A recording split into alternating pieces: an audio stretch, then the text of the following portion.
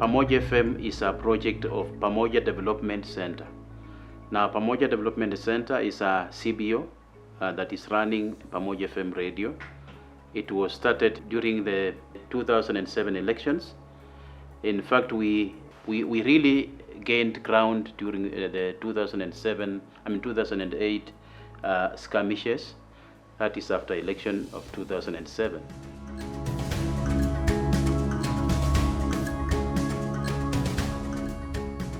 Now, the main objective of starting Pamoja FM started because initially we didn't have means of communication, a radio station that would disseminate information in Kibera, and therefore people were lacking information.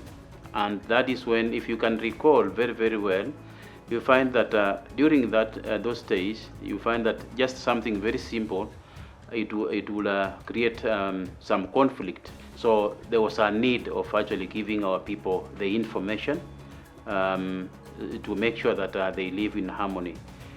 We had a need of people understanding issues to do with sanitation, and this is actually the reason. These are some of the reasons to why Pamoja FM came on, just to address such issues.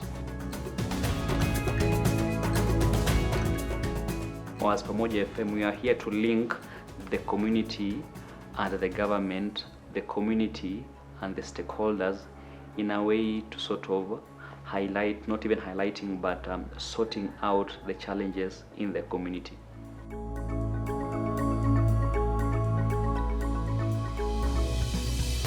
We actually met Internews about 10-12 years ago, and we have been partnering with Internews in various capacities in terms of building capacities for our journalists, and also some financial support to some to carry out some of their projects. The main thing that we've benefited from Internews is capacity building, in that the shared knowledge trickle down. When somebody or an expert from Internews comes and talks to you about what are the emerging issues in media, then to me that is the main thing, apart from money. But of course, yeah.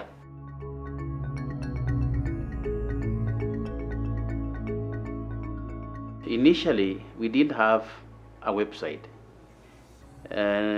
When Protect came in, they taught us the importance of having the website, and also they taught us on how we can market for this radio station through that website, through our own stories that we do. That is to say, one, you do very good stories, and then you can publish the same stories on the website, and still you have to market the same by engaging different people. They actually taught us on how you can engage people through the website and bring them on board.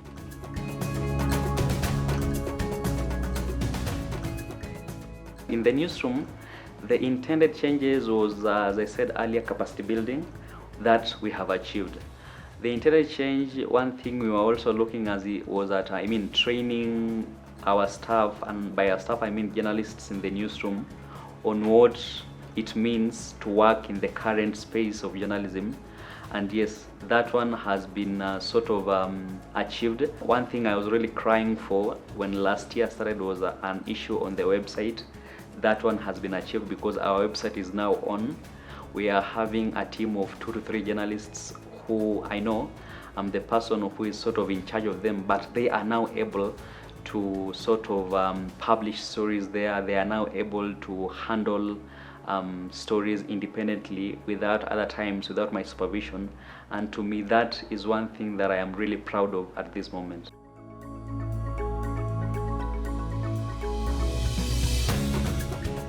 Pamoja FM's future looks very bright. We have increased the number of listenership. I've been looking at the research report.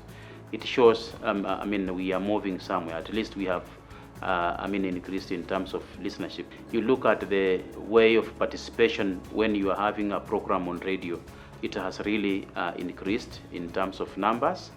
And it has also increased the number of people following Pamoja FM on social media. I've seen that.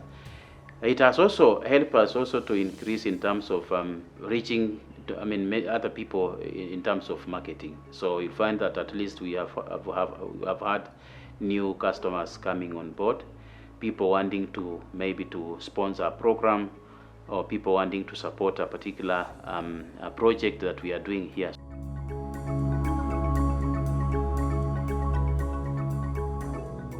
This is a community radio station, and it's a sort of a training ground if you observe keenly. Journalists would walk in, and after 2-3 years, they'll walk out. And they'll walk out to greener pastures, that is what I mean. And so to me, it's sort of not sustainable that much, because the project seems to be, it's a sort of a short-term thing. But I wish it was sort of a continuous thing, where Henix is here in the next, or this year, but in the next, let me say 2-3 years, he'll not be around. So what would happen then? Does it mean that the knowledge will not be shared? Because of course the team will not be in the newsroom again. And so I would wish maybe that, yes, it is partly sustainable because I am training other people, but what if I step out one day, or what if somebody else steps out? Then maybe we need the project to be sort of a continuous thing, in that Internews would walk in, train journalists, so that it is known that let me say after 2-3 years they are back, after 1 year they are back.